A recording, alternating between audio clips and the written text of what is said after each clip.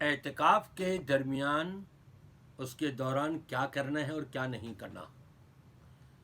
قرآن پاک کی تلاوت کثرت سے کریں، لا الہ الا اللہ کثرت سے پڑھیں، نبی پاک صلی اللہ علیہ وسلم پر درود کثرت سے پڑھیں، اور اسی طرح سے قرآن پاک کی تلاوت ترجمے کے ساتھ کثرت سے کریں، اور کثرت سے اللہ کی بارگاہ میں اپنے آنکھوں سے آنسو بہا کر رب کو راضی کر لیں۔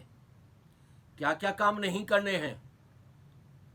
دنیا داری کی گفتگو سے پرہیز کریں، کسی کی غیبت نہ کریں، کسی کی چغلی نہ کریں، کینہ، حسد اور بغض اور عداوت کو سینے سے نکال دیں، صاف کر دیں ایک دم، اور رب تبارک و تعالیٰ کی بارگاہ میں صدائیں بلند کریں۔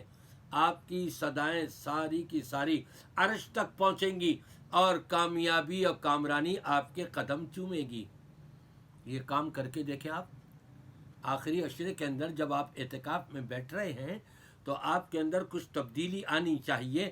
اگر پہلے جھوٹ بولتے تھے، اب جھوٹ بولنا چھوڑ دیا، پہلے سودی کاروبار کرتے تھے، اس سے توبہ کر لی، پہلے غیبت کرتے تھے، اب غیبت کرنا چھوڑ دی، پہلے نمازوں کی سستی ہوتی تھی، اب پابندی کرنی شروع کر دی، اور عزم کر لیا آگے کے لیے۔ قرآن سے پہلے جڑے ہوئے نہیں تھے، اب جڑ گئے ہیں، نیکیوں پر نیکیاں میں اضافہ ہوتا چلا جا رہا ہے، اور گناہوں سے چھٹکارے پر چھٹکارا حاصل کرتے چلے جا رہے ہیں۔